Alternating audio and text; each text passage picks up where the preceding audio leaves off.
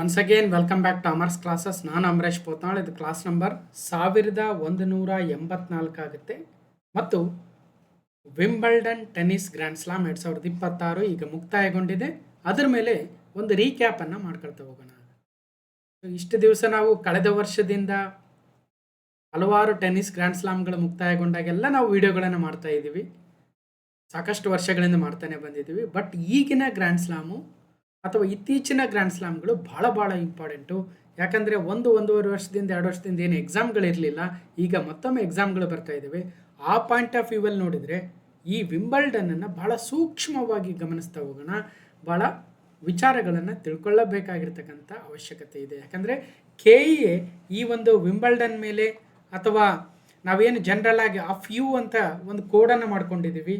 Of you ಅಂದರೆ ವರ್ಷದ ಆರಂಭದಲ್ಲಿ ಆಸ್ಟ್ರೇಲಿಯನ್ ಓಪನ್, ವರ್ಷದ 2ನೇ ಗ್ರ್ಯಾಂಡ್ ಸ್ಲಾಮ್ ಫ್ರೆಂಚ್ ಓಪನ್, ಈಗ ವರ್ಷದ 3ನೇ ಗ್ರ್ಯಾಂಡ್ ಸ್ಲಾಮ್ ವಿಂಬಲ್ಡನ್ ಮತ್ತು ವರ್ಷದ 4ನೇ ಗ್ರ್ಯಾಂಡ್ ಸ್ಲಾಮ್ US ಓಪನ್ ವರ್ಷದ ಕೊನೆಯಲ್ಲಿ ನಡೆಯಲಿದೆ. ಈಗ ಆಸ್ಟ್ರೇಲಿಯನ್ ಓಪನ್ ಬಗ್ಗೆ ಡಿಸ್ಕಷನ್ ಮಾಡಿದ್ವಿ ಕ್ಲಾಸ್ ನಂಬರ್ 1049ಅಲ್ಲಿ. ಆಸ್ಟ್ರೇಲಿಯನ್ ಓಪನ್ ಟೆನ್ನಿಸ್ ಗ್ರ್ಯಾಂಡ್ ಸ್ಲಾಮನ್ನು ಮಹಿಳೆಯರ ವಿಭಾಗದಲ್ಲಿ ಯಾರು ಗೆದ್ದಿದ್ರು, ಪುರುಷರ ವಿಭಾಗದಲ್ಲಿ ಯಾರು ಗೆದ್ದಿದ್ರು, ಸೊ ಡೀಟೇಲ್ ಎಲ್ಲವನ್ನು ನಾವು ಕ್ಲಾಸ್ ನಂಬರ್ 1049ಅಲ್ಲಿ ನೋಡಿದ್ವಿ. ಅರೌಂಡ್ ಜನವರಿಲಿ ಇನ್ನೂ ನೋಟಿಫಿಕೇಶನ್ಗಳ ಸುಳಿವೇ ಇರಲಿಲ್ಲ ಅವಾಗ.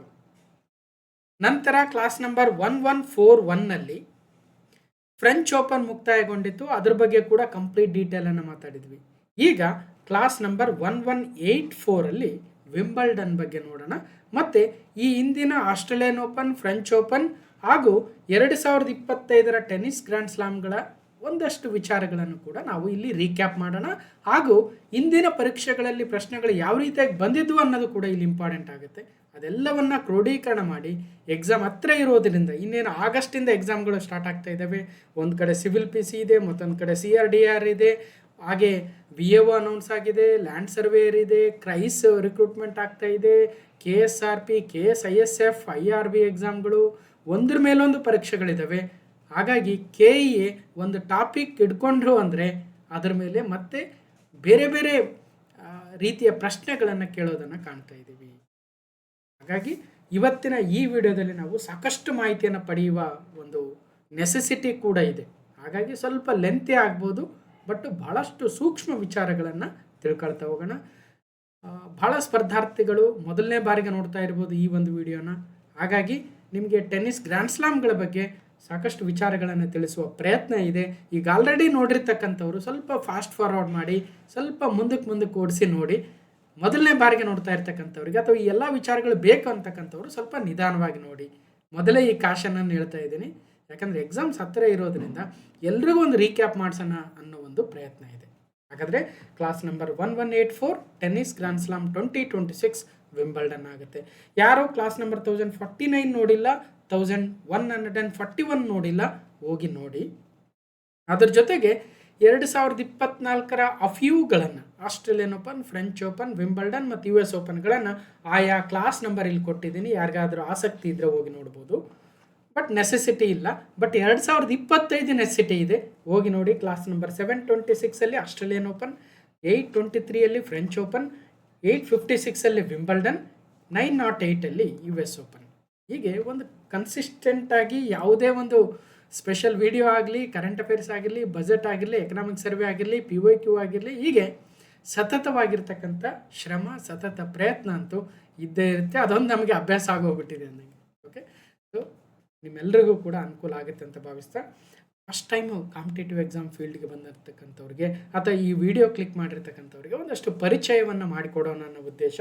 ಯಾಕಂದರೆ ಸರಿಯಾದ ಮಾರ್ಗದರ್ಶಕನನ್ನು ನಮ್ಮ ಸ್ಪರ್ಧಾತ್ಮಕ ಜಗತ್ತಿನಲ್ಲಿ ಹುಡುಕ್ತಕ್ಕಂಥದ್ದೇ ಒಂದು ದೊಡ್ಡ ಚಾಲೆಂಜ್ ಇದ್ದಂಗೆ. ಸೊ ಇಲ್ಲಿ ಯಾವ ಓದಿರ್ತಕ್ಕಂತಹ ಕಾಲೇಜ್ಗಳು, ಡಿಗ್ರಿಯ ಪರಿಚಯ ಇದೆ, ಹಾಗೆ ಹಲವಾರು ಪರೀಕ್ಷೆಗಳನ್ನು ಅಟೆಂಡ್ ಮಾಡಿರ್ತಕ್ಕಂಥ, ಕ್ಲಿಯರ್ ಮಾಡಿರ್ತಕ್ಕಂಥ ಪರಿಚಯವೂ ಕೂಡ ಇದೆ. ಒಂದ್ಸಲ ಪಾಸ್ ಮಾಡಿ ನೋಡಿ. ಅಮರ್ಸ್ ಕ್ಲಾಸಸ್ ಅಂತಕ್ಕಂಥ ಯೂಟ್ಯೂಬ್ ಚಾನಲ್ ಇದೆ, ಜೊತೆಗೆ ಅಮರ್ಸ್ ಕ್ಲಾಸಸ್ ಅಂತಕ್ಕಂಥ ಟೆಲಿಗ್ರಾಮ್ ಚಾನಲ್ ಕೂಡ ಇದೆ. ಸೊ ನೋಡಿ, ಸಬ್ಸ್ಕ್ರೈಬ್ ಆಗಿ, ಜಾಯಿನ್ ಆಗಿ, ಅಥವಾ ಟೆಲಿಗ್ರಾಮ್ ಚಾನಲ್ನ ಲಿಂಕನ್ನು, ಅಮರ್ಸ್ ಕ್ಲಾಸಸ್ ಅಂತಕ್ಕಂಥ ಲಿಂಕನ್ನು ನಾನು ಡಿಸ್ಕ್ರಿಪ್ಷನ್ ಬಾಕ್ಸಲ್ಲಿ ಕೊಟ್ಟಿರ್ತೀನಿ, ನೋಡ್ಬೋದು, ಜಾಯಿನ್ ಆಗ್ಬೋದು. ಸೊ ಒಂದಷ್ಟು PDF ಗಳನ್ನು ಅಲ್ಲಿ ಶೇರ್ ಮಾಡ್ತಾ ಇದ್ದೀವಿ, ನೋಡಿ ಅಂತ ಹೇಳ್ತಾ ಟೆನ್ನಿಸ್ ಗ್ರ್ಯಾಂಡ್ ಸ್ಲಾಮ್ 2026 ವಿಂಬಲ್ಡನ್ ಬಗ್ಗೆ ಇವತ್ತು ಮಾತಾಡ್ತಾವೆ. ಮೊದಲನೇದಾಗಿ ಮಹಿಳೆಯರೇ ಫಸ್ಟ್ ಅಲ್ವಾ? ಸೊ ಹೆಣ್ಮಕ್ಳೇ ಫಸ್ಟ್ ಅಂದಂಗೆ ನಮ್ಮ ಮೊದಲ ಪ್ರಶ್ನೆ, 2026ರ ವಿಂಬಲ್ಡನ್ ಟೆನ್ನಿಸ್ ಗ್ರ್ಯಾಂಡ್ ಸ್ಲಾಮ್ನ ಮಹಿಳಾ ಸಿಂಗಲ್ಸ್ ಪ್ರಶಸ್ತಿಯನ್ನು ಗೆದ್ದವರು ಯಾರು? Who won the women singles title of the Wimbledon Open tennis grand slam of 2026? ಯಾವಾಗಲೂ ನೀವು ಅಬ್ಸರ್ವ್ ಮಾಡ್ಬೋದು, ಈ ವಿಮೆನ್ ಫೈನಲ್ ಮತ್ತು ಮೆನ್ ಫೈನಲ್ಗಳನ್ನ ಶನಿವಾರ ವಿಮೆನ್ ಫೈನಲ್ ನಡೆಯುತ್ತೆ, ಒಂದಿನ ಆದಮೇಲೆ ಮೆನ್ಸ್ ಫೈನಲ್ ನಡೆಯುತ್ತೆ. ಹಾಗಾಗಿ ನಮ್ಮ ನ್ಯೂಸ್ ಪೇಪರ್ಗಳಲ್ಲಿ ಮೊದಲೇ ನಾವು ವಿಮೆನ್ ಯಾರು ಗೆದ್ದರು ಟೆನ್ನಿಸ್ ಗ್ರ್ಯಾಂಡ್ ಸ್ಲಾಮ್ ಅಂತ ಗೊತ್ತಾಗುತ್ತೆ, ನಂತರ ಭಾನುವಾರದ ದಿನ ಮೆನ್ಸ್ ಫೈನಲ್ ನಡೆಯುತ್ತೆ. ಸೊ ಈ 2026ರ ವಿಂಬಲ್ಡನ್ ಟೆನ್ನಿಸ್ ಗ್ರ್ಯಾಂಡ್ ಸ್ಲಾಮ್ನ ಮಹಿಳೆಯರ ಸಿಂಗಲ್ಸ್ ಪ್ರಶಸ್ತಿಯನ್ನು ಯಾರು ಗೆದ್ದರು ಅಂದರೆ, ಇಲ್ಲಿ ಒಂದು 4 ಆಪ್ಷನ್ ಕೊಟ್ಟಿದ್ದೀವಿ. ಮಾಜಾ ಚಾವ್ಲಿನ್ಸ್ಕಾ, ಮಿರಾ ಆಂಡ್ರಿವಾ, ಲಿಂಡಾ ನೋಸ್ಕೋವಾ, ಕರೋಲಿನಾ ಮುಚೋವಾ ಅಂತ ಎಲ್ಲ ಹೊಸ ಮುಖಗಳೇ ಇದ್ದಾವೆ. ಸೊ ಸರಿಯಾದ ಉತ್ತರ ಜಕ್ ರಿಪಬ್ಲಿಕ್ನ ಲಿಂಡಾ ನೋಸ್ಕೋವಾರವರು. ಯಾರು? ಜಕ್ ರಿಪಬ್ಲಿಕ್ ಅಂತಕ್ಕಂಥ ದೇಶದ ಟೆನ್ನಿಸ್ ಆಟಗಾರ್ತಿ ಲಿಂಡಾ ನೋಸ್ಕೋವಾ ತಮ್ಮದೇ ದೇಶದ ಕರೋಲಿನಾ ಮುಚೋವಾರವರನ್ನು ಅಥವಾ ಕರೋಲಿನಾ ಮುಕೋವಾರವರನ್ನು ಸೋಲಿಸಿದ್ರು ಫೈನಲ್ನಲ್ಲಿ. ಸೊ ಪ್ರಶ್ನೆ ಕೆಯದವ್ರು ಹೆಂಗೆ ಕೇಳ್ತಾರೆ, ನಾವು ಸಾಮಾನ್ಯವಾಗಿ ಏನು ಮಾಡಿಬಿಡ್ತೀವಿ, ಮಹಿಳೆಯರ ವಿಭಾಗದಲ್ಲಿ ಯಾರು ಗೆದ್ರು, ಪುರುಷರ ವಿಭಾಗದಲ್ಲಿ ಯಾರು ಗೆದ್ರು, ಮುಗಿತು ಅಷ್ಟೇ ರೀ, ಅದಕ್ಕೆ ಯಾಕೆ ಸಪ್ರೇಟ್ ವಿಡಿಯೋ, ಅದಕ್ಕೆ ಯಾಕೆ ಅಂತ ಅಂದ್ಬಿಟ್ಟು ಬಿಟ್ಕೊಂಡು ಹೋಗ್ತಾ ಇದ್ವಿ. ಅದು ಹಿಂದಿನ ಕಾಲದಲ್ಲಿ ವರ್ಕೌಟ್ ಆಗ್ತಾ ಇತ್ತು, ಬಟ್ ಇವಾಗ ಹಂಗಾಗಲ್ಲ. ಪ್ರಶ್ನೆ ಏನು ಕೇಳ್ಬೋದು, ಅವರೇ ಕೊಟ್ಬಿಡ್ತಾರೆ 2026ರ ವಿಂಬಲ್ಡನ್ ಓಪನ್ ಟೆನ್ನಿಸ್ ಗ್ರ್ಯಾಂಡ್ ಸ್ಲಾಮ್ನ ಮಹಿಳಾ ಸಿಂಗಲ್ಸ್ ಪ್ರಶಸ್ತಿಯನ್ನು ಜಕ್ ರಿಪಬ್ಲಿಕ್ನ ಲಿಂಡಾ ನೋಸ್ಕೋವರವರು ಗೆದ್ದಿದ್ದು, ಫೈನಲ್ನಲ್ಲಿ ಅವರು ಯಾರನ್ನ ಸೋಲಿಸಿದ್ರು ಅಂತ ಕೇಳ್ಬಿಡ್ತಾರೆ. ಜಕ್ ರಿಪಬ್ಲಿಕ್ನ ಕರೋಲಿನಾ ಮುಚೋವಾರವರನ್ನ. ಫೈನಲ್ ಗೆದ್ದವರು ಜಕ್ ಅವರೇ, ಫೈನಲ್ನಲ್ಲಿ ಸೋತಿರ್ತಕ್ಕಂಥ ಆಟಗಾರ್ತಿ ಕೂಡ ಜಕ್ ರಿಪಬ್ಲಿಕ್, ಕರೋಲಿನಾ ಮುಚೋವಾ, ನೆನಪಿರಲಿ. ಸೊ ಫೈನಲ್ನಲ್ಲಿ ಮುಗ್ಗರಿಸಿದ ಕರೋಲಿನಾ ಮುಕೋವಾ, ಒಂದು ಪೇಪರಲ್ಲಿ ಮುಕೋವಾ ಅಂತ ಕೊಟ್ಟಿದ್ದಾರೆ, ಇನ್ನೊಂದು ಕಡೆ ಮುಚೋವಾ ಅಂತ ಕೊಟ್ಟಿದ್ದಾರೆ, ಸ್ವಲ್ಪ ಅಡ್ಜಸ್ಟ್ ಮಾಡ್ಕೊಂಬಿಟ್ರೆ ಅಷ್ಟು, ನಮಗೆ ಮಾರ್ಕ್ಸ್ ಬಂದರೆ ಸಾಕು, ಮುಕೋವಾನೋ ಮುಚೋವಾನೋ ಅಲ್ವಾ. ಲಿಂಡಾ ಮುಡಿಗೆ ವಿಂಬಲ್ಡನ್ ಕಿರೀಟ. ಜಕ್ ರಿಪಬ್ಲಿಕ್ನ ಯುವತಾರೆ ಲಿಂಡಾ ನೋಸ್ಕೋವಾ ಅವರು ಭಾನುವಾರ ವಿಂಬಲ್ಡನ್ ಟೆನ್ನಿಸ್ ಟೂರ್ನಿಯ ಮಹಿಳಾ ಸಿಂಗಲ್ಸ್ ಕಿರೀಟವನ್ನು ಮುಡಿಗೇರಿಸಿಕೊಂಡ್ರು. ಆಲ್ ಇಂಗ್ಲೆಂಡ್ ಕ್ಲಬ್ ಅಂದರೂ ಅಷ್ಟೇ, ಲಂಡನ್ನಲ್ಲಿ ನಡೀತಕ್ಕಂಥ ಟೆನ್ನಿಸ್ ಗ್ರ್ಯಾಂಡ್ ಸ್ಲಾಮ್ ಅಂದರೂ ಅಷ್ಟೇ, ಅದೇ ವಿಂಬಲ್ಡನ್. ಮತ್ತು ಹುಲ್ಲಿನಂಕಣದಲ್ಲಿ ನಡೀತಕ್ಕಂಥ ಟೆನ್ನಿಸ್ ಗ್ರ್ಯಾಂಡ್ ಸ್ಲಾಮ್ ಯಾವುದು ಅಂದರೂ ಕೂಡ ಅದು ವಿಂಬಲ್ಡನ್ನೇ ಆಗುತ್ತೆ. ಹೀಗೆ ಆಲ್ ಇಂಗ್ಲೆಂಡ್ ಕ್ಲಬ್ನ ಸೆಂಟ್ರಲ್ ಕೋರ್ಟ್ನಲ್ಲಿ ನಡೆದ ಪ್ರಶಸ್ತಿ ಸುತ್ತಿನ ಹಣಾಹಣಿಯಲ್ಲಿ 9ನೇ ಶ್ರೇಯಾಂಕದ ಆಟಗಾರ್ತಿ, 9th ರ್ಯಾಂಕ್ ಇದ್ದಾರೆ ಲಿಂಡಾ ನೋಸ್ಕೋವರ್ ಅವರು, 9th ರ್ಯಾಂಕ್.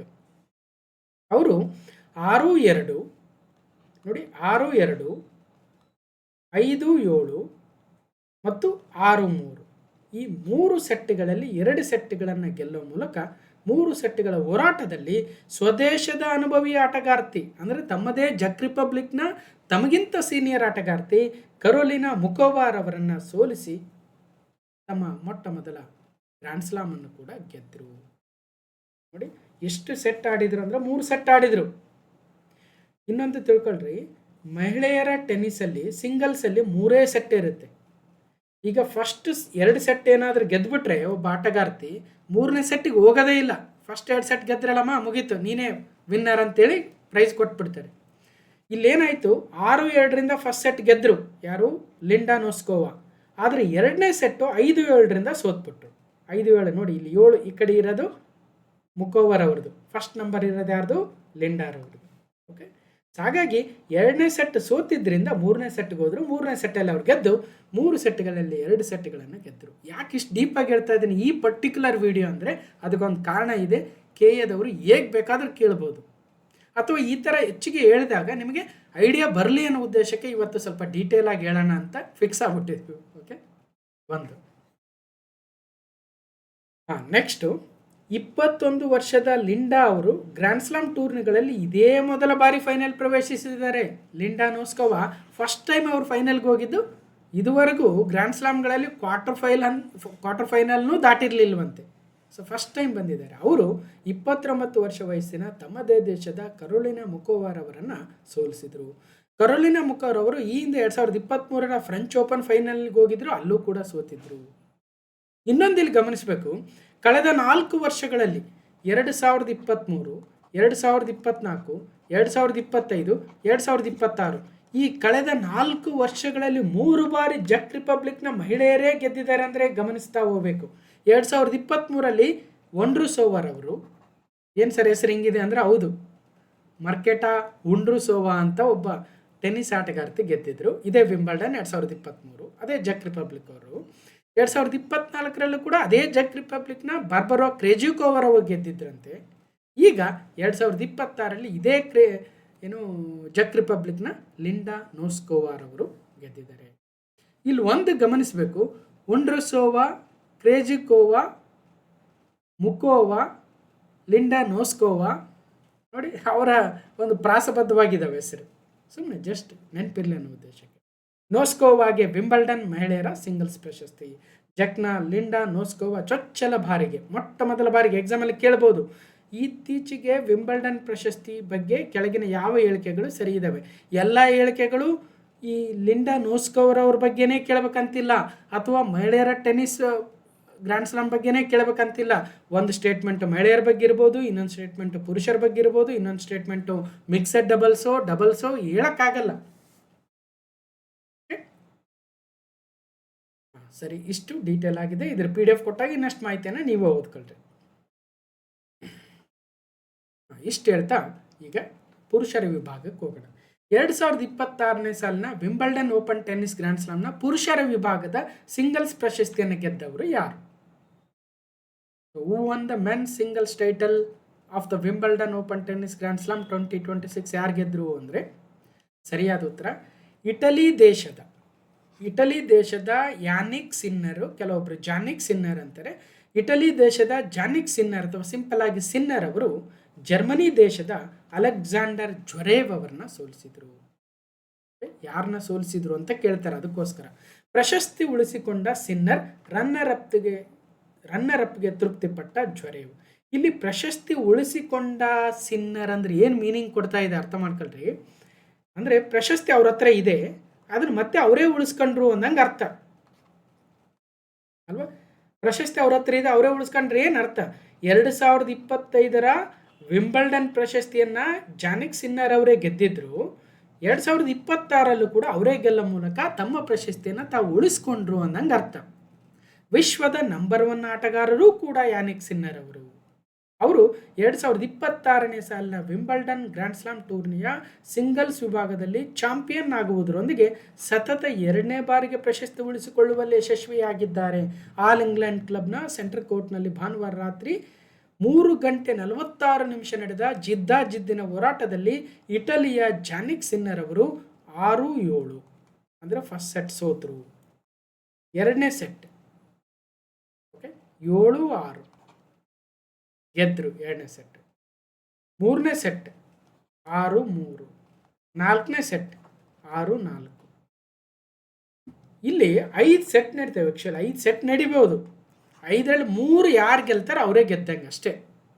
ಫಸ್ಟ್ ಸೆಟ್ ಸೋತರು, 2ನೇ ಸೆಟ್ಗೆ ಹೋಯ್ತು, 2ನೇ ಸೆಟ್ ಗೆದ್ದರು, 3ನೇ ಸೆಟ್ ಗೆದ್ದರು, 4ನೇ ಸೆಟ್ ಗೆದ್ದರು. ಇನ್ನೇನು 3 ಗೆದ್ರಲ್ವ, 5ನೇ ಸೆಟ್ ಆಡಿಸ್ತಕ್ಕಂಥ ಅವಶ್ಯಕತೆನೇ ಇಲ್ಲ. ಮಹಿಳೆಯರ ವಿಭಾಗದಲ್ಲಿ 3 ಸೆಟ್ ಆಡಿಸ್ತಾರೆ, ಪುರುಷರ ವಿಭಾಗದಲ್ಲಿ 5 ಸೆಟ್ ಆಡಿಸ್ತಾರೆ. ಬರೀ ಫೈನಲ್ ಅಂತಲ್ಲ. So any tennis match in women 3 sets, in men 5 sets. Okay, right. Next ಇಟಲಿಯ ಸಿನ್ನರ್ ಅವರು 6-7, 7-6, 6-3, 6-4 ಸೆಟ್ಗಳಿಂದ ಇವರೇನೋ ಮೊದಲನೇ ರ್ಯಾಂಕಲ್ಲಿದ್ದಾರೆ ವರ್ಲ್ಡಲ್ಲಿ. ಸೋಲಿಸಿದ್ದು ಯಾರನ್ನಂದರೆ 2ನೇ ಶ್ರೇಯಾಂಕಿತ ಜರ್ಮನಿಯ ಅಲೆಕ್ಸಾಂಡರ್ ಜ್ವರೇವ್ ಅವರನ್ನು ಸೋಲಿಸಿ ಗೆದ್ದರು. ಇದರೊಂದಿಗೆ 46 ಕೋಟಿ ರೂಪಾಯಿಗಳ ಬಹುಮಾನ ಮೊತ್ತಕ್ಕೆ ಸಿನ್ನರ್ ಭಾಜನರಾದರು. 46 ಕೋಟಿ ರೂಪಾಯಿಗಳು. ಈವನ್ ಮಹಿಳೆಯರ Wimbledon tennis grand slam singles ಪ್ರಶಸ್ತಿಯನ್ನು ಗೆದ್ದಿರ್ತಕ್ಕಂಥ ಲಿಂಡಾ ನೋಸ್ಕೋವರ್ ಅವರಿಗೂ ಕೂಡ 46 ಕೋಟಿ ಅಂತ ಇಲ್ಲೆಲ್ಲೋ ನೋಡಿದೆ ನಾನು, 46 ಕೋಟಿ ರೂಪಾಯಿಗಳಂತೆ. ಸೊ ಅತಿ ಹೆಚ್ಚಿನ ಒಂದು ಮೊತ್ತವನ್ನು ಕೊಡ್ತಾರೆ ವಿಂಬಲ್ಡನ್ ಗೆದ್ದರೆ. ಅತ್ಯಂತ ಹಳೆಯದು ಕೂಡ ಇದು. ಕೆಲವೊಂದು ನೀವು ಕನ್ಫರ್ಮ್ ಮಾಡ್ಕೋಬೇಕು, 46 ಕೋಟಿ ನಿಜವಾಗ್ಲೂ ಕೊಡ್ತಾರ ಅಂತ ಒಂದ್ಸಲ ಕನ್ಫರ್ಮ್ ಮಾಡ್ಕೊಳ್ರಿ ಯಾವುದಕ್ಕೂ. ಓಕೆ, ಇಲ್ಲಿ ಯಾಕಂದರೆ ಎಲ್ಲವನ್ನೂ ನಾವು ಹುಡ್ಕೊಂಬರೋಕ್ಕಾಗಲ್ಲ. ಕೆಲವೊಂದು ಸಲ ಜಸ್ಟ್ ನಂಬಬೇಕಾಗುತ್ತೆ, ಪೇಪರಲ್ಲಿ ಕೊಟ್ಟಿದ್ದಾರೆ, ಅದನ್ನು ನಾವು ನಂಬಬೇಕಾಗುತ್ತೆ. ಇನ್ನು ರನ್ನರ್ ಅಪ್ ಸ್ಥಾನ ಪಡೆದ ಜ್ವರೇವ್ ಅವರು 23 ಕೋಟಿ ರೂಪಾಯಿಯನ್ನು ತಮ್ಮದಾಗಿಸಿಕೊಂಡ್ರು. 2024ರಲ್ಲಿ 2 ಗ್ರ್ಯಾಂಡ್ ಸ್ಲಾಮ್ ಗೆದ್ದಿದ್ರು. 2024ರಲ್ಲಿ 2 ಗ್ರ್ಯಾಂಡ್ ಸ್ಲಾಮ್, ಯಾವುದು US ಓಪನ್ ಮತ್ತು ಆಸ್ಟ್ರೇಲಿಯನ್ ಓಪನ್. 2025ರಲ್ಲಿ ಮತ್ತೆ 2 ಗೆದ್ದಿದ್ರು ಸಿನ್ನರ್ ಅವರು, ಆಸ್ಟ್ರೇಲಿಯನ್ ಓಪನ್ ಮತ್ತು ವಿಂಬಲ್ಡನ್. ಈಗ 2026ರಲ್ಲಿ ಮತ್ತೊಮ್ಮೆ ವಿಂಬಲ್ಡನ್ ಗೆಲ್ಲುವ ಮೂಲಕ ವಿಂಬಲ್ಡನ್ನ ಸತತವಾಗಿ 2ನೇ ಸಲ ಗೆದ್ದಂತಾಯಿತು ಮತ್ತು ಒಟ್ಟಾರೆಯಾಗಿ 5ನೇ ಗ್ರ್ಯಾಂಡ್ ಸ್ಲಾಮ್ಗಳನ್ನು ಗೆದ್ದಂತಾಯಿತು. ಇಷ್ಟು ಡೀಟೇಲ್ಸು. ಇನ್ನು ಒಂದು ಏನಂದರೆ, ಭಾಳ ಪೇಪರ್ ಟಫ್ ಮಾಡೋಣ ಅಂತ ಅನಿಸಿದರೆ ಅವರು ಒಂದು ವಿಚಾರ, ಮೇ ಬಿ ಡಬಲ್ಸ್ ಬಗ್ಗೆನೂ ಕೇಳ್ಬೋದು, ವಿಮೆನ್ಸ್ ಡಬಲ್ಸ್ ಬಗ್ಗೆ ಕೇಳ್ಬೋದು, ಮೆನ್ಸ್ ಡಬಲ್ಸ್ ಬಗ್ಗೆ ಕೇಳ್ಬೋದು, ಅಥವಾ ಮಿಕ್ಸಡ್ ಡಬಲ್ಸ್ ಬಗ್ಗೆ ಕೂಡ ಕೇಳ್ಬೋದು. ನಿಮಗೆ ನೆನಪಿರುತ್ತೋ ಇಲ್ಲ ಗೊತ್ತಿಲ್ಲ, ಕಂಪ್ಲೀಟಾಗಿ ಹೇಳಿದ್ದೀನಿ ಅನ್ನೋ ಕಾನ್ಫಿಡೆನ್ಸ್ ನನಗೆ ಬೇಕು, ಅದಕ್ಕೋಸ್ಕರ ಹೇಳ್ತಾ ಇದ್ದೀನಿ. ಯಾರು ಗೆದ್ದರು ವಿಮೆನ್ಸ್ ಡಬಲ್ಸ್ ಅಂದರೆ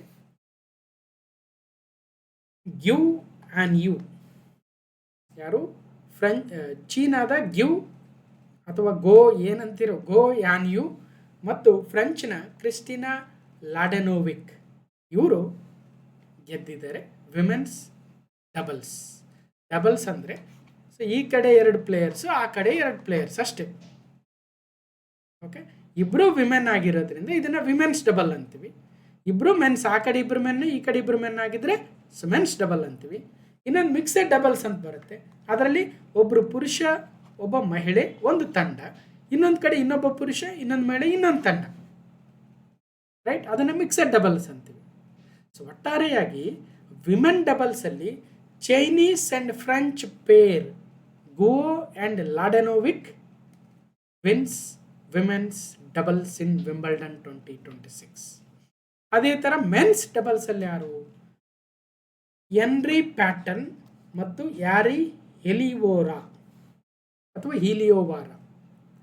ಹೀಲಿಯೋವಾರಾ ಎನ್ರಿ ಪ್ಯಾಟನ್, ಇವರು ಗೆದ್ದಿದ್ದಾರೆ ಮೆನ್ಸ್ ಡಬಲ್ಸ್. ಯಾರನ್ನ ಸೋಲಿಸಿದ್ದಾರೆ ಅನ್ನೋದು ಬೇಡ, ಮತ್ತೆ ಕಷ್ಟ ಆಗ್ಬಿಡುತ್ತೆ.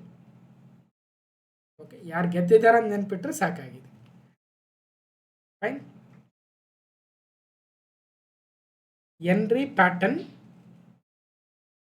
ಯಾರಿ ಎಲಿಯುವಾರಾ ಪುರುಷರ ಡಬಲ್ಸ್.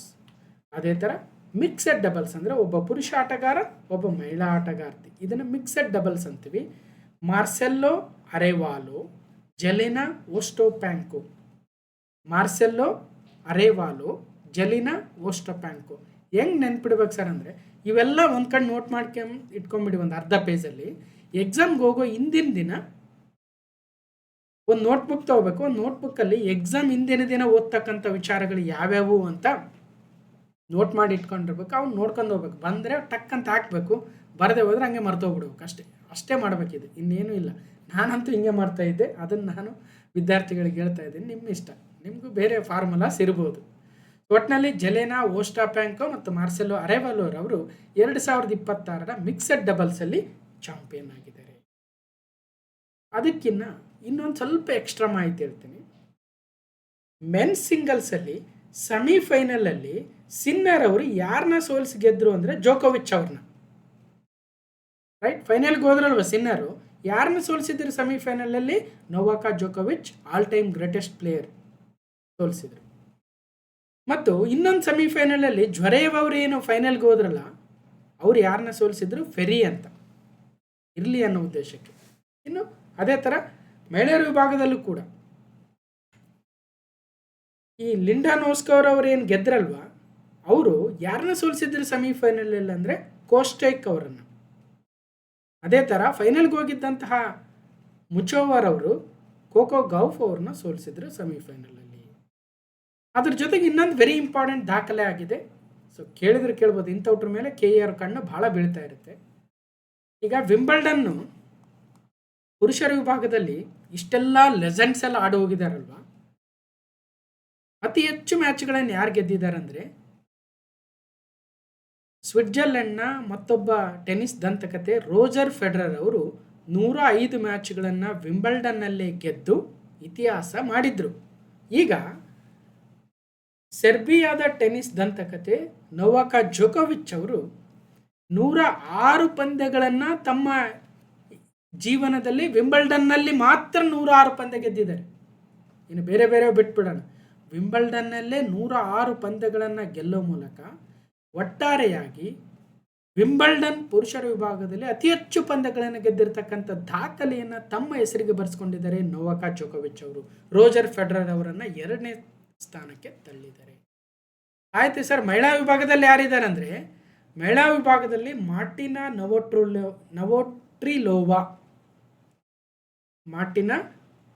ನವಾಟ್ರಿಲೋವಾ ಅಂತಕ್ಕಂಥ ಒಬ್ಬ ಆಟಗಾರ್ತಿ 120 ಪಂದ್ಯ ಗೆದ್ದಿದ್ದಾರೆ. 120 ಪಂದ್ಯ ಪುರುಷ ಮತ್ತು ಮಹಿಳೆಯರ ವಿಭಾಗದಲ್ಲಿ ಅವರೇ ಎಷ್ಟು ವಿಂಬಲ್ಡನ್ನಲ್ಲಿ ಅತಿ ಹೆಚ್ಚು ಪಂದ್ಯಗಳನ್ನು ಗೆದ್ದಿರ್ತಕ್ಕಂಥ ದಾಖಲೆ. ಇನ್ನು 2026 ಟೆನ್ನಿಸ್ ಗ್ರ್ಯಾಂಡ್ ಸ್ಲಾಮ್ಗಳ ಒಂದು ಗ್ಲಾನ್ಸನ್ನು ಮಾಡೋದಾದರೆ, 1905ರಲ್ಲಿ ಸ್ಥಾಪನೆ ಆಗಿರ್ತಕ್ಕಂಥ ಆಸ್ಟ್ರೇಲಿಯನ್ ಓಪನ್ ವರ್ಷದ ಆರಂಭದಲ್ಲಿ ನಡೆಯುತ್ತೆ. ಹಾಗಾಗಿ ನಾವು ಅಫ್ಯೂನಲ್ಲಿ ಫಸ್ಟ್ ಆಸ್ಟ್ರೇಲಿಯನ್ ಓಪನ್ ಬಗ್ಗೆನೇ ಮಾತಾಡ್ತೀವಿ, ನಂತರ ಫ್ರೆಂಚ್ ಓಪನ್, ನಂತರ ವಿಂಬಲ್ಡನ್. ಈಗ ವಿಂಬಲ್ಡನ್ ಅಂತೂ ಗೊತ್ತಾಯಿತು, ಆಸ್ಟ್ರೇಲಿಯನ್ ಓಪನ್ ವರ್ಷದ ಆರಂಭದಲ್ಲಿ ನಡೆದಿತ್ತಲ್ವ, ಅದ್ರ ಮೇಲೆ ಪ್ರಶ್ನೆ ಬಂದರೆ, ಹಾಗಾಗಿ ವರ್ಷದ ಆರಂಭದಲ್ಲಿ ನಡೆಯುವ ಮೊದಲ ಗ್ರ್ಯಾಂಡ್ ಸ್ಲಾಮ್ ಆಗಿರ್ತಕ್ಕಂಥ 1905ರಲ್ಲಿ ಸ್ಥಾಪನೆ ಆಗಿರ್ತಕ್ಕಂಥ ಆಸ್ಟ್ರೇಲಿಯನ್ ಓಪನ್ ಆಸ್ಟ್ರೇಲಿಯಾದ ಮೆಲ್ಬೋರ್ನಲ್ಲಿ ನಡೆಯುತ್ತೆ. ಇದೊಂದು ಹಾರ್ಡ್ ಕೋರ್ಟಲ್ಲಿ ನಡೀತಕ್ಕಂಥದ್ದು, ಹಾರ್ಡ್ ಕೋರ್ಟ್. ಅದೇ ಥರ 2026 ಆಸ್ಟ್ರೇಲಿಯನ್ ಓಪನ್ ಟೆನ್ನಿಸ್ ಗ್ರ್ಯಾಂಡ್ ಸ್ಲಾಮ್ನ ಸ್ಪೇನಿನ ಕಾರ್ಲೋಸ್ ಅಲ್ಕರಾಜ್ ಅವರು ಪುರುಷರ ವಿಭಾಗದಲ್ಲಿ, ಮಹಿಳೆಯರ ವಿಭಾಗದಲ್ಲಿ ಕಜಕಿಸ್ತಾನದ ಎಲೆನಾ ರಿಬಕಿನಾರ್ ಅವರು ಗೆದ್ದಿದ್ರು. ಸೊ ನೋಟ್ ಮಾಡ್ಕೊಂಬಿಡಿ ಒಂದು ಕಡೆ. ಪುರುಷರ ವಿಭಾಗದಲ್ಲಿ ಸ್ಪೇನ್ನ ಕಾರ್ಲೋಸ್ ಅಲ್ಕರಾಜ್, ಮಹಿಳೆಯರ ವಿಭಾಗದಲ್ಲಿ ಕಜಕಿಸ್ತಾನದ ಎಲೆನಾ ರಿಬಕೈನಾ. ಫೈನ್. ಇದು ವರ್ಷದ ಆರಂಭದ ಅಫ್ಯೂನಲ್ಲಿ ಎ ಕಂಪ್ಲೀಟ್ ಆಯಿತು. ಇನ್ನು ಎಫ್ಗೆ ಬರೋಣ. 1891ರಲ್ಲಿ ಆರಂಭವಾದ ಮಣ್ಣಿನ ಅಂಕಣದಲ್ಲಿ, ಕೆಂಪು ಮಣ್ಣಿನ ಅಂಕಣದಲ್ಲಿ ನಡೆಯುವ ಫ್ರಾನ್ಸ್ನ ಪ್ಯಾರಿಸಲ್ಲಿ ನಡೆಯುವ French Open tennis grand slam 2026ರಲ್ಲಿ ಜರ್ಮನಿಯ ಅಲೆಕ್ಸಾಂಡರ್ ಜ್ವರೇವ್ ಅವರು, ಈಗೇನು ಫೈನಲಲ್ಲಿ ಸೋತರು ಅವರು, ರಷ್ಯಾದ ಮೀರಾ ಆಂಡ್ರಿವಾರ್ ಅವರು ಗೆದ್ದಿದ್ರು ಮಹಿಳೆಯರ ವಿಭಾಗದಲ್ಲಿ ಮತ್ತು ಪುರುಷರ ವಿಭಾಗದಲ್ಲಿ ಯಾರ್ಯಾರಂತ ನೋಟ್ ಮಾಡ್ಕೊಂಡ್ರಿ. ಅಲ್ಲಿಗೆ 2ನೇ ಗ್ರ್ಯಾಂಡ್ ಸ್ಲಾಮ್ ಫ್ರೆಂಚ್ ಓಪನ್ ಕೂಡ ಮುಕ್ತಾಯ ಆಯಿತು. ವರ್ಷದ 3ನೇ ಗ್ರ್ಯಾಂಡ್ ಸ್ಲಾಮ್ ಮತ್ತು ಅತ್ಯಂತ ಹಳೆಯ ಗ್ರ್ಯಾಂಡ್ ಸ್ಲಾಮ್ ಯಾವುದು ಅಂತ ಕೇಳಿದ್ದಾರೆ. 1877ರಲ್ಲಿ ಆರಂಭವಾಗಿರ್ತಕ್ಕಂಥ ವಿಂಬಲ್ಡನ್ನೇ ಅತ್ಯಂತ ಹಳೆಯದು. ಮತ್ತು ಹುಲ್ಲಿನ ಅಂಕಣದಲ್ಲಿ ನಡೆಯೋದು ಯಾವುದು ಅಂತ ಕೇಳ್ತಾರೆ, ಅದೇ ವಿಂಬಲ್ಡನ್ನು. ಇಂಗ್ಲೆಂಡ್ನ ಲಂಡನ್ನಲ್ಲಿ ನಡೆಯುವ ಈ ಒಂದು ವಿಂಬಲ್ಡನ್ನಲ್ಲಿ 2026ರಲ್ಲಿ ಪುರುಷರ ವಿಭಾಗದಲ್ಲಿ ಇಟಲಿಯ ಜಾನಿಕ್ ಸಿನ್ನರ್, ಮಹಿಳೆಯರ ವಿಭಾಗದಲ್ಲಿ ಜಕ್ ರಿಪಬ್ಲಿಕ್ನ ಲಿಂಡಾ ನೋಸ್ಕೋವಾರ್ ಅವರು. ಹಾಗೆ ವರ್ಷದ ಕೊನೆಯ ಗ್ರ್ಯಾಂಡ್ ಸ್ಲಾಮ್ US ಓಪನ್ ಅಮೆರಿಕಾದ ನ್ಯೂಯಾರ್ಕಲ್ಲಿ ನಡೆಯುತ್ತೆ. ಇದು ಕೂಡ ಹಾರ್ಡ್ ಕೋರ್ಟ್, ಅಂದರೆ ವರ್ಷದ ಆರಂಭದ ಆಸ್ಟ್ರೇಲಿಯನ್ ಓಪನ್, ವರ್ಷದ ಕೊನೆಯ US ಓಪನ್ ಹಾರ್ಡ್ ಕೋರ್ಟಲ್ಲಿ ನಡೀತವೆ. ಅಂದರೆ ಹ್ಯೂಮನ್ ಟರ್ಫ್ ಕೋರ್ಟ್ ಅಂತೀವಲ್ವ ಅದು. ಇದು 1881ರಲ್ಲಿ ಸ್ಥಾಪನೆ ಆಯಿತು. ಇನ್ನು ಉಳಿದಿರ್ತಕ್ಕಂಥ ಮಿಡ್ಲಲ್ಲಿ ನಡೆಯುವ FW ಏನಿದೆಯೋ ಫ್ರೆಂಚ್ ಓಪನ್ ಮಣ್ಣಿನ ಅಂಕಣದಲ್ಲಿ, ವಿಂಬಲ್ಡನ್ ಹುಲ್ಲಿನ ಅಂಕಣದಲ್ಲಿ. ಈ ಥರದ್ದು ವೆರಿ ಇಂಪಾರ್ಟೆಂಟು. ಓಕೆ. ಇನ್ನು 2025ರಲ್ಲಿ, ಯಾಕಂದರೆ ಕರೆಂಟ್ ಅಫೇರ್ಸ್ ಅಂದಮೇಲೆ 1.5 ವರ್ಷ 2 ವರ್ಷದ್ದು ಓದಬೇಕು. 2025 ಕೇಳಿಬಿಟ್ರೆ ಅವಾಗ ಏನು ಮಾಡೋದು? ಹಾಗಾಗಿ ಆಸ್ಟ್ರೇಲಿಯನ್ ಓಪನ್ 2025 ಇಟಲಿಯ ಜಾನಿಕ್ ಸಿನ್ನರ್ ಪುರುಷರ ವಿಭಾಗ, ಅಮೆರಿಕದ ಮ್ಯಾಡಿಸನ್ ಕೀಸ್ ಮಹಿಳೆಯರ ವಿಭಾಗ. ಫ್ರೆಂಚ್ ಓಪನ್ ಸ್ಪೇನ್ನ ಕಾರ್ಲೋಸ್ ಅಲ್ಕರಾಜ್, ಅಮೆರಿಕದ ಕೋಕೋ ಗೌಫ್. ವಿಂಬಲ್ಡನ್ ರಿಪೀಟ್ ಆಗಿದೆ ಪುರುಷರ ವಿಭಾಗದಲ್ಲಿ ಅಂತ ಹೇಳ್ತಾ ಇದ್ವಿ. ಇಟಲಿಯ ಜಾನಿಕ್ ಸಿನ್ನರ್ ಮತ್ತೊಮ್ಮೆ ಉಳಿಸ್ಕೊಂಡಿದ್ದಾರೆ ಪ್ರಶಸ್ತಿಯನ್ನು. ಮಹಿಳೆಯರ ವಿಭಾಗದಲ್ಲಿ ಪೋಲೆಂಡ್ನ ಈಗಾ ಸ್ವಿಯಾಟೆಕ್. ಕಳೆದ ವರ್ಷದ US ಓಪನ್ ಸ್ಪೇನ್ನ ಕಾರ್ಲೋಸ್ ಅಲ್ಕರಾಜ್ ಪುರುಷರ ವಿಭಾಗದಲ್ಲಿ, ಬೆಲಾರಸ್ನ ಅರಿನಾ ಸಬಲೆಂಕಾ ಮಹಿಳೆಯರ ವಿಭಾಗದಲ್ಲಿ. ನೋಟ್ ಮಾಡ್ಕೊಳ್ರಿ, ಅಥವಾ ಇದರ PDF ಕೊಡ್ತೀನಲ್ವ, ಅವಾಗ ಅವಾಗವಾಗ ರಿವಿಷನ್ ಮಾಡ್ಕೊಳ್ರಿ. ಇನ್ನು ಒಟ್ಟಾರೆಯಾಗಿ ಪುರುಷರ ವಿಭಾಗದಲ್ಲಿ ನೊವಾಕ್ ಜೋಕೋವಿಚ್ ಅವರು ಈಗೇನು ಸೆಮಿಫೈನಲಲ್ಲಿ ಸೋತಿದ್ರು, ಅವರು ಒಟ್ಟಾರೆಯಾಗಿ 24 ಗ್ರ್ಯಾಂಡ್ ಸ್ಲಾಮ್ಗಳನ್ನು ಗೆದ್ದಿದ್ದಾರೆ. ಪುರುಷರ ವಿಭಾಗದಲ್ಲಿ ಹೈಯೆಸ್ಟ್. ಸೆಕೆಂಡ್ ಪ್ಲೇಸಲ್ಲಿ ರಫೆಲ್ ನಡಾಲ್ ಅವರಿದ್ದಾರೆ 22. 3ನೇ ಪ್ಲೇಸಲ್ಲಿ ರೋಜರ್ ಫೆಡರರ್ ಇದ್ದಾರೆ 20. ಓಕೆ, ಒಟ್ಟು 20, 22, 24 3 ಲೆಜೆಂಡ್ಸು ನಮ್ಮ ಕಾಲಘಟ್ಟದಲ್ಲಿಯೇ ನಾವು ನೋಡಿರ್ತಕ್ಕಂಥ ಆಟಗಾರ.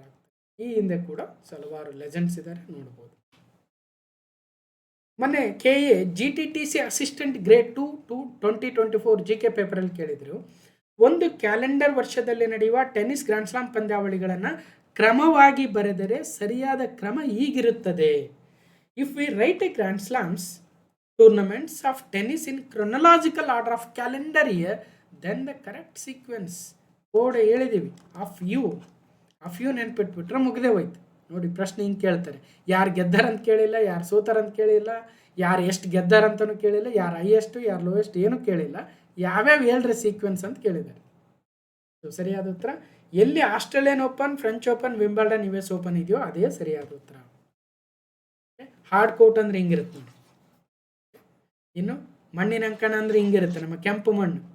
ಹುಲ್ಲಿನ ಅಂಕಣ ಅಂದ್ರೆ ಈ ರೀತಿಯಾಗಿರುತ್ತೆ. STA 2019 ಕೇಳಿದ್ರು, ಈ ಕೆಳಗಿನವುಗಳಲ್ಲಿ ಯಾವುದು ಟೆನ್ನಿಸ್ ಗ್ರ್ಯಾಂಡ್ ಸ್ಲಾಮ್ ಪಂದ್ಯಾವಳಿಯಲ್ಲಿ ಅತ್ಯಂತ ಹಳೆಯದು? ಈಗ ತಾನು ಹೇಳ್ತಾ ಇದ್ದೀವಿ, ವಿಂಬಲ್ಡನ್ ಅತ್ಯಂತ ಹಳೆಯದು. ಯುನೈಟೆಡ್ ಕಿಂಗ್ಡಮ್ನ ಲಂಡನ್ನಲ್ಲಿ ನಡೆಯುವ ವಿಂಬಲ್ಡನ್ 1877 ಅತ್ಯಂತ ಹಳೆಯದು. ಎರಡನೇದು US ಓಪನ್ 1881, ಮೂರನೇದು ಫ್ರೆಂಚ್ ಓಪನ್ 1891, ಇತ್ತೀಚಿನದು ಅಥವಾ ರೀಸೆಂಟ್ ಒನ್ ಅಂದರೆ 1905 ಆಸ್ಟ್ರೇಲಿಯನ್ ಓಪನ್.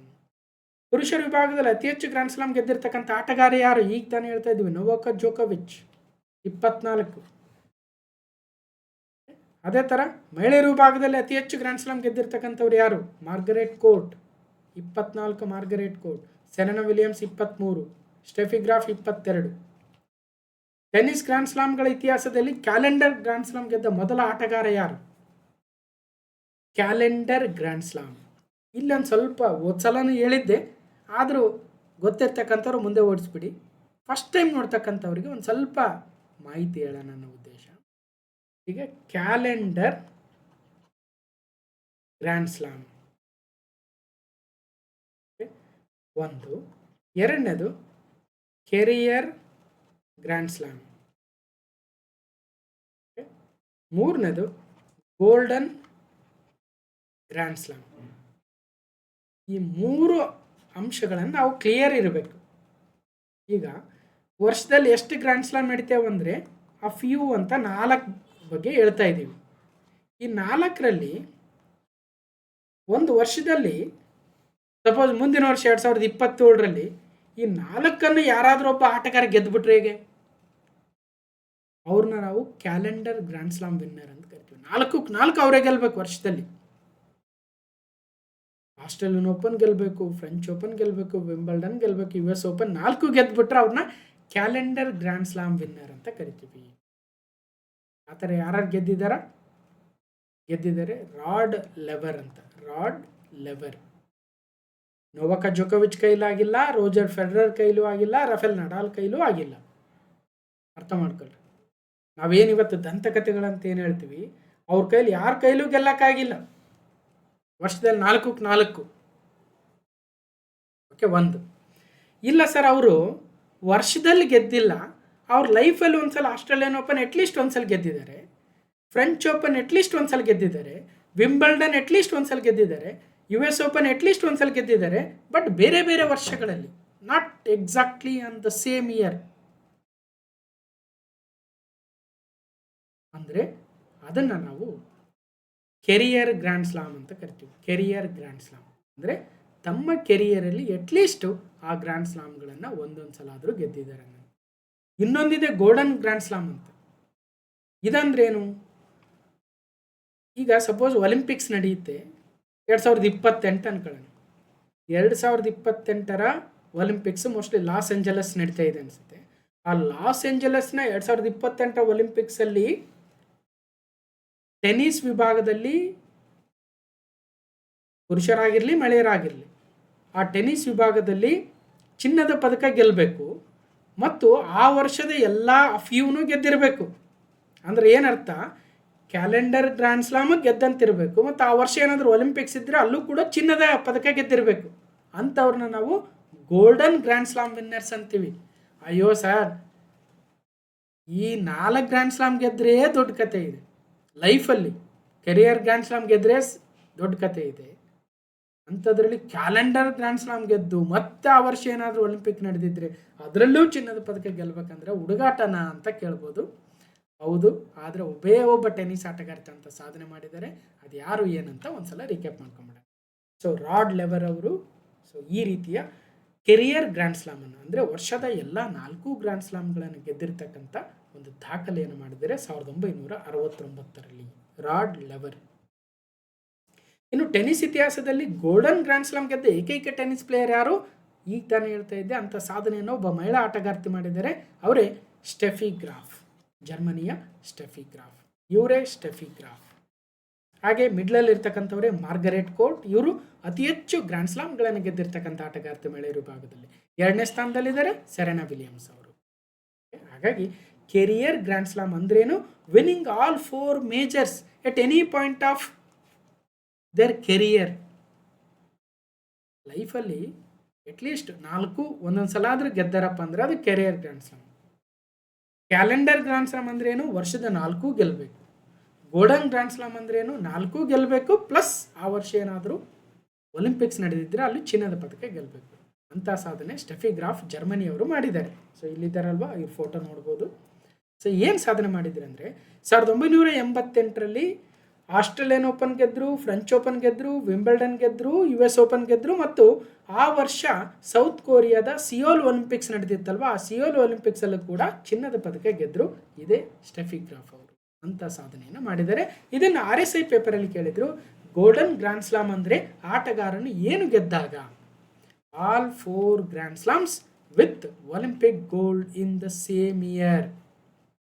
ಸೊ ಮೊನ್ನೆ UPSC CSE ಪ್ರಿಲಿಮ್ಸ್ ಪೇಪರಲ್ಲಿ ಕೇಳಿದ್ರು, which of the following statements with regard to the grand slam tennis tournament is are correct ಅಂತ. ಸೊ ಇದರಲ್ಲಿ ಏನು ಕೇಳಿದ್ದಾರೆ ಅವರು? The tournaments have a shared governance structure establishing the partnership among 4 grand slam tournaments ಅಂತ ಕೇಳಿದರು. ಅದ್ರ ಜೊತೆಗೆ they are open for entry to all internationally ranked tennis players above the age of 14 ಅಂತ ಕೇಳಿದರು.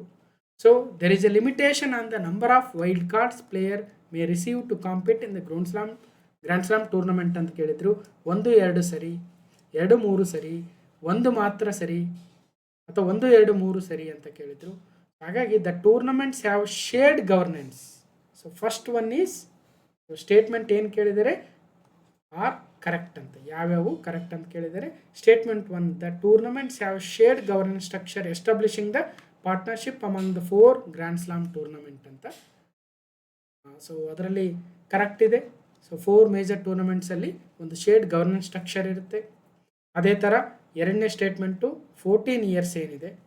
So according to the standard grand slam ITF rules, minimum age for a player to be eligible to entry into professional tournament including grand slam is 14 years old. ಆಮೇಲೆ wild card ಎಂಟ್ರಿಗೆ there is a limitation ಅಂತ ಹೇಳಿದ್ದಾರೆ. But so ಕೆಲವೊಂದು ಟೂರ್ನಮೆಂಟಿಗೆ limitation ಇದೆ, ಕೆಲವೊಂದಕ್ಕೆ limitation ಇಲ್ಲ ಅಂತ ಹೇಳಿದ್ದಾರೆ. ಅದ್ರ ಬಗ್ಗೆ ಸ್ವಲ್ಪ ಕನ್ಫ್ಯೂಷನ್ ಇದೆ. ಒಟ್ಟಾರೆಯಾಗಿ ಸೊ ಒಂದು ಏನು ಗ್ರ್ಯಾಂಡ್ ಸ್ಲಾಮ್ಗಳ ಮೇಲೆ ಈ ರೀತಿಯಾಗಿರ್ತಕ್ಕಂಥ ಪ್ರಶ್ನೆ ಬರುತ್ತೆ UPSC ಲೆವೆಲಲ್ಲಿ ಅಂತ ಗೊತ್ತಾಯಿತು. ಸೊ ಇದ್ರ ಮೇಲೆ ಸ್ವಲ್ಪ ಕಾನ್ಸಂಟ್ರೇಷನ್ ಕೊಟ್ಟು ನೋಡಿ. ಇದರ PDF ಕೊಟ್ಟಾಗ ಇನ್ನೂ ಸ್ವಲ್ಪ ಡೀಟೇಲ್ಸ್ ನೋಡೋಂತ್ರಿ. ಸೊ ಇಲ್ಲಿ ಮುಗಿಸೋಣ, ಇನ್ನೂ ಸ್ವಲ್ಪ ಬ್ಯಾಲೆನ್ಸ್ ಇದೆ. WTA ಮತ್ತು ATPಗಳ ವಿಸ್ತೃತ ರೂಪ ನೋಡಿಬಿಡೋಣ. WTA ಅಂದರೆ ವಿಮೆನ್ ಟೆನ್ನಿಸ್ ಅಸೋಸಿಯೇಷನ್. ಇದರ ಅರ್ಥ ವಿಮೆನ್ ರ್ಯಾಂಕಿಂಗ್ ಕೊಡೋದು, ವಿಮೆನ್ ಟೆನ್ನಿಸ್ ಟೂರ್ನಮೆಂಟ್ನ ಆಯೋಜನೆ ಮಾಡೋದು WTA. ಅದೇ ಥರ ATP ಅಂದರೆ ಅಸೋಸಿಯೇಷನ್ ಟೆನ್ನಿಸ್ ಪ್ರೊಫೆಷನಲ್ಸು, ಪುರುಷರ ವಿಭಾಗದ ಎಲ್ಲ ಟೂರ್ನಮೆಂಟು ಎಲ್ಲ ರ್ಯಾಂಕಿಂಗ್ ಕೊಡೋದು ಇವರು. ಇನ್ನು ಪ್ರಸ್ತುತ ಮಹಿಳೆಯರ ಮತ್ತು ಪುರುಷ ರ್ಯಾಂಕಿಂಗ್ ಪಟ್ಟಿಯಲ್ಲಿ ಮೊದಲ ಸ್ಥಾನದಲ್ಲಿ ಇರ್ತಕ್ಕಂಥವ್ರು ಯಾರು ಅಂತ ನೋಡಿದರೆ ಜಾನಿಕ್ ಸಿನ್ನರ್ ಅವರು ಮುಂದುವರಿತಾ ಇದ್ದಾರೆ ಫಸ್ಟ್ ರ್ಯಾಂಕು. ಅಲೆಕ್ಸಾಂಡರ್ ಜ್ವೆರೇವ್ ಅವರು again continuing in the second place. Okay, ಇನ್ನು ಮಹಿಳೆಯರ ವಿಭಾಗದಲ್ಲಿ ಅರೆನಾ ಸಬಲೆಂಕಾ ಫಸ್ಟು, ಎಲೆನಾ ರೆಬೆಕೈನಾ ಸೆಕೆಂಡ್ ಪ್ಲೇಸಲ್ಲಿದ್ದಾರೆ. ಇವಾಗ ವಿಂಬಲ್ಡನ್ ಗೆದ್ದಿರ್ತಕ್ಕಂಥ ಲಿಂಡಾ ನೋಸ್ಕೋವರ್ ಅವರು 9ರಿಂದ 7ನೇ ರ್ಯಾಂಕಿಗೆ ಬಂದಿದ್ದಾರೆ ಅನಿಸುತ್ತೆ. ಸೊ ಅಗೇನ್ ನೋಡ್ಬೋದು. ಇಷ್ಟು ಡೀಟೇಲ್ ಆಗಿತ್ತು. ಇನ್ನು ಬೇರೆ ಬೇರೆ ಪ್ರಶ್ನೆಗಳಿದಾವೆ, ಇದನ್ನು ಆಲ್ರೆಡಿ ನಾನು ಸಾಕಷ್ಟು ಬಾರಿ ಹೇಳಿದ್ದೀನಿ. ಇದರಲ್ಲಿ ಮತ್ತೇನು ಹೇಳ್ತಕ್ಕಂಥ ಅವಶ್ಯಕತೆ ಇಲ್ಲ. ಹೆಂಗೆ ಕೇಳ್ತಾರೆ ಎಕ್ಸಾಮಲ್ಲಿ ಅಂತ ನೋಡಿ. 2024ರ ವಿಂಬಲ್ಡನ್ ಪುರುಷರ ಟೆನ್ನಿಸ್ ಸಿಂಗಲ್ಸ್ ಪ್ರಶಸ್ತಿಯನ್ನು ಗೆದ್ದ ಕಾರ್ಲೋಸ್ ಅಲ್ಕರಾಜ್ ಅವರು ಯಾರ ವಿರುದ್ಧ ಅಂತಿಮ ಪಂದ್ಯ ಆಡಿದ್ರು ಮತ್ತು ಅವ್ರು ಯಾವ ದೇಶದವರು ಅಂತ ಕೇಳಿದ್ದಾರೆ. ಯಾರು ಗೆದ್ದವ್ರ ಬಗ್ಗೆ ಕೇಳಿಲ್ಲ, ಯಾರನ್ನ ಸೋಲಿಸಿದ್ರಲ್ಲ ಅವ್ರ ಬಗ್ಗೆ ಕೇಳಿದ್ದಾರೆ. ಇದೇ KAದವರು PSI 402 ಎಕ್ಸಾಮಲ್ಲಿ. ಸೊ ಇಷ್ಟು ನೋಡಿ. ಇನ್ನು ಉಳಿದಿರ್ತಕ್ಕಂಥವು ನೀವು PDF ಕೊಟ್ಟಾಗ ನೋಡ್ಕೊಳ್ಳಿ ಹೇಳ್ತಾ, ಸೊ ಇದು ಕ್ಲಾಸ್ ನಂಬರ್ 1184 ಆಗಿತ್ತು ಮತ್ತು ಟೆನ್ನಿಸ್ ಗ್ರ್ಯಾಂಡ್ ಸ್ಲಾಮ್ಸ್ 2026 ವಿಂಬಲ್ಡನ್ ಬಗ್ಗೆ ಕಂಪ್ಲೀಟ್ ಮಾಹಿತಿ ಆಗಿತ್ತು. ನಾನು ಮೊದಲೇ ಹೇಳಿದಂತೆ ಸ್ವಲ್ಪ ಹೆಚ್ಚಿನ ಮಾಹಿತಿಯನ್ನು ಶೇರ್ ಮಾಡಿದ್ದೀನಿ. ಯಾರಿಗೆ ಆಲ್ರೆಡಿ ಗೊತ್ತಿದೆ ಅವರು ಫಾಸ್ಟ್ ಫಾರ್ವರ್ಡ್ ಮಾಡಿ ನೋಡಿ, ಯಾರಿಗೆ ಗೊತ್ತಿಲ್ಲ ನಿಧಾನವಾಗಿ ನೋಡಿ, ಒಂದು ಸಲ ಅಲ್ಲ 2 ಸಲ ನೋಡಿ ಅಂತ ಹೇಳ್ತಾ, ಈ ವಿಡಿಯೋ ಹೇಗೆ ಅನಿಸ್ತು ಅಂತ ಕಮೆಂಟ್ ಮೂಲಕ ತಿಳಿಸಿ. ಮತ್ತು ಇದನ್ನು ಕಂಪ್ಲೀಟಾಗಿ ನೋಡಿರ್ತಕ್ಕಂಥ ಎಲ್ರಿಗೂ ಧನ್ಯವಾದಗಳು. ಮತ್ತು ಮುಂದಿನ ವಿಡಿಯೋದಲ್ಲಿ ಸಿಗ್ತೀನಿ ಅಂತ ಹೇಳ್ತಾ ಥ್ಯಾಂಕ್ ಯು.